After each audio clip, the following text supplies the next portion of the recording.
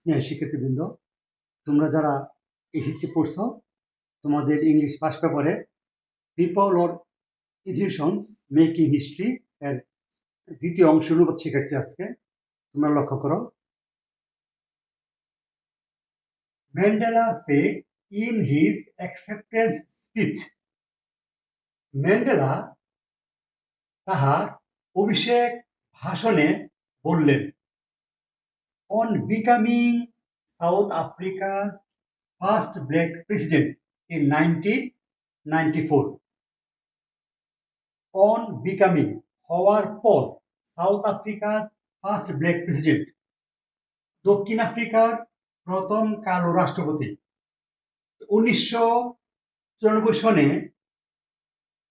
দক্ষিণ আফ্রিকার প্রথম কালো রাষ্ট্রপতি হওয়ার পর তাহার অভিষেক ভাষণে ম্যান্ডেলা বললেন, The time for the healing of the wounds, ক্ষত শুকানোর সময় has come, এসেছে। The moment to bridge the chasm, একটা সময়, সংজ্ঞা ফাটল কাটিয়ে ওঠার, that divide us, যা আমাদেরকে বিভক্ত করে, has come, এসেছে। একটা সময় chasm, ফাটল বা চির বা দূরত্ব বা সংঘাত কাটিয়ে ওঠার সময় এসেছে। The moment to bridge the chasm that divide us has come. যেই chasm, যে ফাটল আমাদেরকে বিভক্ত করেছে, সেই ফাটল কাটিয়ে ওঠার সময় এসেছে। We have achieved, আমরা অর্জন করেছি। At last, অবশেষে। At verb of time, সাহায্যকারী ভার্ব আর মূল ভার্বের মাঝখানে যদি বসে কোনো একবার, আর যদি ফ্রেজ হয় তাহলে কমার প্রয়োজন পড়ে। We have at last achieved, আমরা অবশেষে অর্জন করেছি। Our political emancipation, আমাদের রাজনৈতিক মুক্তি। In 1993, 1993 সনে ম্যান্ডেলা ওয়াজ অ্যাওয়ার্ডেড, ম্যান্ডেলাকে নোবেল পিস প্রাইজ, নোবেল শান্তি পুরস্কারে ভূষিত করা হলো। 1993 সনে ম্যান্ডেলাকে নোবেল শান্তি পুরস্কারে ভূষিত করা হলো। পেসিভ ভয়েস, কেন পেসিভ ভয়েস? বি ভার্বের পরে ভার্ব 3, এই জন্য পেসিভ ভয়েস। এন অনার, এটা একটা সম্মান। হি শেয়ার, তিনি ভাগাভাগি করলেন। উইথ FWD ক্লার্কের সাথে। দ্য আফ্রিকান লিডার, যিনি একজন আফ্রিকান লিডার। হু হ্যাজ ফ্রিড, তিনি তাকে মুক্তি করেছিলেন। ফ্রম প্রিজন, জেলখানা থেকে।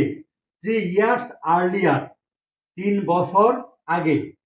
নেগোশিয়েটেড, এবং চুক্তি করলেন। দ্য এন্ড অফ অ্যাপার্থেইড, বর্ণ বৈষম্যের সমাপ্তির।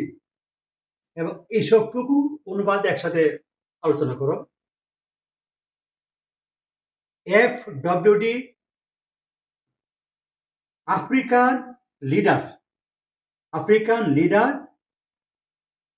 FWD ক্লার্ক এর সাথে সম্মানজনক নোবেল শান্তি পুরস্কার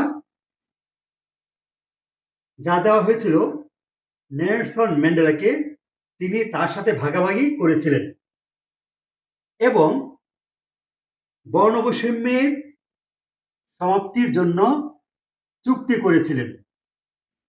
Mandela went on to play, Mandela চালিয়ে গেলেন এ প্রমিনেন্ট রোল, একটা গুরুত্বপূর্ণ ভূমিকা। ইন দ্য ওয়ার্ল্ড স্টেজ, বিশ্ব স্টেজ অর্থ কি? বিশ্ব মঞ্চে বিশ্ব মঞ্চে ম্যান্ডেলা একটা গুরুত্বপূর্ণ ভূমিকা চালিয়ে গেলেন। As an advocate of human dignity, মানব মর্যাদার সমর্থক হিসাবে, in the face of challenge মোকাবেলায়, ranging from political repression to AIDS, রাজনৈতিক নির্যাতন থেকে এইডস পর্যন্ত। এর অনুবাদটুকু আমরা পিছন থেকে করে আসব। রাজনৈতিক নির্যাতন থেকে এইডস পর্যন্ত ব্যপ্ত চ্যালেঞ্জ মোকাবেলায় মানব মর্যাদার সমর্থক হিসাবে নেলসন ম্যান্ডেলা বিশ্ব স্টেজে, বিশ্ব মঞ্চে গুরুত্বপূর্ণ ভূমিকা চালিয়ে গেলেন। শিক্ষার্থীবৃন্দ, এবার আমরা কিছু গ্রামার নিয়ে আলোচনা করব। লক্ষ্য করো, ম্যান্ডেলা সাবজেক্ট, সে নিশ্চয়ই finite verb, subject finite verb. Mandela বললেন, ইন হিজ অ্যাকসেপ্টেন্স স্পিচ, তাহার অভিষেক ভাষণে। অ্যাকসেপ্টেন্স নাউন, স্পিচও নাউন। যখন দুইটা নাউন পাশাপাশি বসে তখনই প্রথম নাউনটাকে বলা হয় noun adjective. On becoming, on অর্থ হলো পর, বসানোর পর, আফটার অর্থে। অন বিকামিং, হওয়ার পর। এখানে আইএনজি কেন হইল? প্রেপোজিশনের পরে যদি কোনো ভার্ব বসে তার সাথে আইনজি যুক্ত করতে হয়, তাকে বলা হয় জিরান। জিরান করার জন্য, নাউন করার জন্য, অবজেক্ট করার জন্য আইনজি যোগ করা হয়েছে। সাউথ আফ্রিকা, দক্ষিণ আফ্রিকা এর apostrophe S, first black president, adjective noun. আর সব হলো South Africa first black president, এটুকু হলো পজিটিভ কেস। ইন 1994, এই দুইটা মিলে হলো অ্যাডভার্ব অফ টাইম। তাহলে অর্থ কি দাঁড়ালো? 1994 সনে দক্ষিণ আফ্রিকার প্রথম কালো রাষ্ট্রপতি হওয়ার পর ম্যান্ডেলা তাহার স্বাগত ভাষণে বললেন, কি বলেছিলেন? The time for the healing of the wounds. এই সবটুকু হলো হ্যাজ ভার্বের সাবজেক্ট। হ্যাজ হলো ফাইনাইট ভার্ব, তার জন্য চাই সাবজেক্ট। কোনটুকু subject? The time for the healing of the wounds, ক্ষত শুকানোর সময়। এই সবটুকু হলো কি একটা ফ্রেজ। এটা কেন ফ্রেজ? তোমরা নিশ্চয়ই ফ্রেজ নাম শুনেছ, কিন্তু ফ্রেজের পরিচয় তোমরা ভালো করে জানো না। আমি এটাকে ভাঙছি, এটা কেন ফ্রেজ হইল। লক্ষ্য করো, অফ হলো প্রেপোজিশন। অফ কি? প্রেপোজিশন। অফের পূর্বে থাকবে নাউন, অফের পরেও নাউন। এই সবটা মিলে হলো পজিটিভ কেস। আবার পর হলো প্রেপোজিশন, আর অফ হইলো এর পরের অবজেক্ট, আর এই অফের অবজেক্ট হলো ওনস। তাহলে দা টাইম হলো এখানে হেড ওয়ার্ড, হেড ওয়ার্ড। তাহলে এখানে দেখো, এই সবটুকু হলো একটা ফ্রেজ। কেন? এখান থেকে শুরু করে এই পর্যন্ত কোনো ফাইনাইট ভার্ব নাই। আছে, আছে কি? Article, noun, preposition, article, gerund বা নাউন, আবার প্রেপোজিশন, আর্টিকল, নাউন। এখানে কোনো ফাইনাইট ভার্ব নাই। অতএব এই সবটা হলো কি একটা ফ্রেজ, যাকে বলবো নাউন ফ্রেজ, যেহেতু সাবজেক্ট হয়েছে। হ্যাজ কাম, এসেছে। তাহলে ক্ষত শুকানোর সময় এসেছে। The moment to bridge the chasm, তীর বা ফাটল কাটিয়ে ওঠার সময় এসেছে, যাহা আমাদেরকে বিভক্ত করে রেখেছিল। এবার দেখো, the moment to bridge the chasm has come, এটা হল subject. The moment to bridge the chasm has come, এটা হলো একটা tense. The moment to bridge the chasm, এটা হলো সাবজেক্ট, আর হ্যাজ কাম হলো তার জন্য finite verb. That divided us, যে সময়টা আমাদেরকে বিভক্ত করে রেখেছিল সেই ক্ষত কাটে ওঠার সময় এসেছে। এর অনুবাদটা আবার ক্লিয়ার করে শুনো। যে সময়টা আমাদেরকে বিভক্ত করে রেখেছে সেই ক্ষত কাটে ওঠার সময় এসেছে। আমি আবার ক্লিয়ার করে বলছি, the moment to bridge the chasm, চির বা ফাটল ফাটল কাটিয়ে ওঠার সময় এসেছে যাহা আমাদেরকে বিভক্ত করে রেখেছে। উই হ্যাভ অ্যাট লাস্ট, এখানে উই হলো সাবজেক্ট, হ্যাভ ফাইনাইট ভার্ব, আর achieved past participle non finite, আর মাঝখানে বসেছে adverb of time. We have achieved, আমরা অর্জন করেছি। কি অর্জন করেছি? দরকার অবজেক্ট, যেহেতু এটা ট্রানজিটিভ ভার্ব দরকার অবজেক্ট। কোনটা অবজেক্ট? Our political emancipation. এটা অ্যাডজেক্টিভ, আবার হলো কি pronominal adjective, political adjective of quality, আর এমানসিপেশন হলো অ্যাবস্ট্রাক্ট নাউন। তাহলে অবশেষে আমরা আমাদের রাজনৈতিক মুক্তি অর্জন করেছি ইন 1993, 1993 সনে। কখন? 1993 সনে। এটা হলো কেজি, এটা হলো অধিকরণ কারক বাংলাতে, বা adverb of time. Mandela was awarded the Nobel peace prize. 1993 সনে ম্যান্ডেলাকে নোবেল শান্তি পুরস্কার দেওয়া হয়েছিল। এটা প্যাসিভ ভয়েস। কেন প্যাসিভ ভয়েস? প্যাসিভ ভয়েস হলো বি ভার্বের পরে যদি পাস্ট পার্টিসিপল থাকে তাকে বলা হবে কি প্যাসিভ ভয়েস। অনুবাদ করার সময় বাংলাতে থাকবে একটা হ, বাংলাতে কি থাকবে? হ থাকবে। হ থাকলে হলো প্যাসিভ ভয়েস, আর যেহেতু ওয়াজ আছে হবে ল।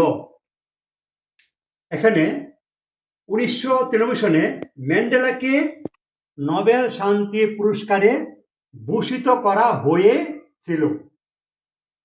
এটা ছিল একটা সম্মান যাহা তিনি আফ্রিকান লিডার এফ.ডব্লিউ. ক্লার্কের সাথে ভাগাভাগি করেছিলেন, যিনি তাহাকে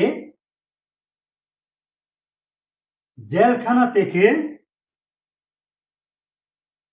3 বছর আগে মুক্ত করেছিলেন এবং বর্ণবৈষম্যের সমাপ্তির চুক্তি করেছিলেন। এটুকু হলো একটা কমপ্লেক্স সেন্টেন্স। এটুকু কি? একটু কমপ্লেক্স সেন্টেন্স। এর আগে সবটুকু। এখানে আমরা একটা পাবো প্রিন্সিপাল ক্লজ, আর বাকি পাবো subordinate clause. Mandela was awarded the Nobel peace prize on an honour, এটুকু হলো একটা কি প্রিন্সিপাল ক্লজ। আর দ্যাট এটা হলো সাবজেক্ট। অবশ্যই এখানে একটা কনজাংশন গোপনে আছে, সেটা কি? ডেট। দ্যাট এখানে একটা কনজাংশন গোপনে আছে, that he shared with F W de. Klerk, যা তিনি কি করেছেন? এফ.ডব্লিউ.ডি. ক্লার্কের সাথে ভাগাভাগি করেছেন। আর তিনি কে? The African leader. F W de. Klerk যিনি, তিনি আফ্রিকার লিডার, আফ্রিকার নেতা। এটাকে বলা হয় কেস ইন অ্যাপোজিশন। আমরা যখন কেস ইন অ্যাপোজিশন নিয়ে আলোচনা করব তখন ক্লিয়ার করে বলবো। কেস ইন অ্যাপোজিশন তোমাদের সেকেন্ড পেপারে 1 নাম্বার থাকে। এতে কেস ইন, এই দেখো আমি লিখেছি কেস ইন অ্যাপোজিশন। তাহলে দ্য আফ্রিকান লিডার যিনি এফ.ডব্লিউ. ক্লার্ক, তিনি এফ.ডব্লিউ.ডি. ক্লার্কের অধিক পরিচয় বহন করার জন্য আরেকটা নাউন এনেছে, তাকে বলা হয় কি কেস ইন অ্যাপোজিশন। তারপর দেখো, Mandela went on to play a prominent role. Mandela একটা গুরুত্বপূর্ণ ভূমিকা চালিয়ে গেলেন বিশ্ব স্টেজে, বিশ্ব দরবারে একজন সমর্থক হিসাবে। কিসের? হিউম্যান ডিগনিটি, মানব মর্যাদা। In the face of challenge ranging from political repression to AIDS.